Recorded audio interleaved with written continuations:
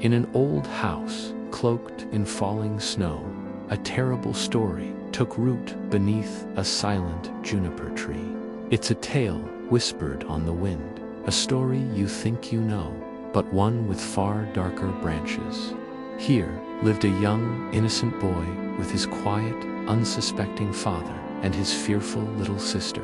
They were not alone. A stepmother also lived in that house, a woman whose smile never reached her eyes, whose heart had long turned to ice and shadow. Her love was a forgotten language, replaced by a cold, cruel silence that filled every room. One fateful day, drawn by the scent of a fresh apple, the boy followed her into the dark kitchen.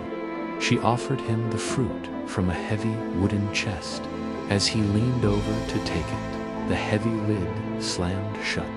In that sickening crack of wood against bone, his small head was severed from his shoulders.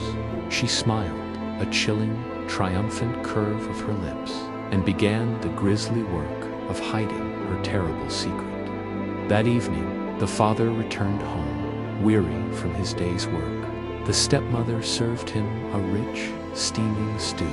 He ate in silence, savoring every last bite, completely unaware of the horrific truth simmering in the pot. He praised her cooking, oblivious that he was consuming the flesh of his own son. The little sister, her heart broken and her soul filled with terror, watched it all unfold. In the dead of night, she crept through the house, gathering the tiny, clean-picked bones from beneath the table. She wrapped them in her finest silk handkerchief and carried them out into the cold. With trembling hands, she buried them in the soft earth at the foot of the juniper tree. As her tears watered the ground, the tree began to stir. A mist rose from the branches, and from within it, a beautiful, ethereal bird emerged, its feathers glowing with an otherworldly light. It began to sing a song of profound sorrow, a haunting melody that told the story of a murdered boy. The song was a promise of revenge.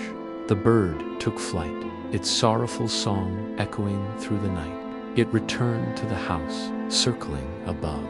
It dropped a heavy millstone, a weight of pure justice, directly onto the stepmother below.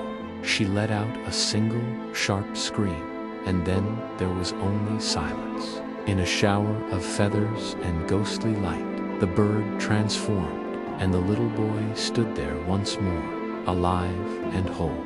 He took his sister's and his father's hands, and the family was reunited. But even in their new happiness, a shadow lingered. The juniper tree still stands, its branches heavy with memory, and it never, ever forgets.